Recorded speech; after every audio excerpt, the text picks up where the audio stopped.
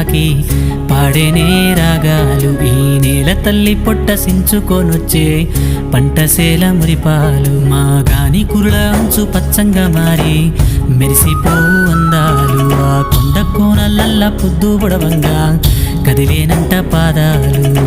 ఉన్న ఊరిని కన్నవారిని ఇడిసి పెట్టాడన్నా, కంటి పాపకను రెప్పవాలకుండా కాపుగాస్తాడన్నా. ఏ దిక్కుల్లోనూ ఉన్న గుండెల్లో దాగున్న మమకారమంతా మట్టిపైనే. రైతన్నా రాజు నీవేనన్నా, నీ సెమట సుక్కల బతుకే బుక్కేడు మెతుకులన్నా.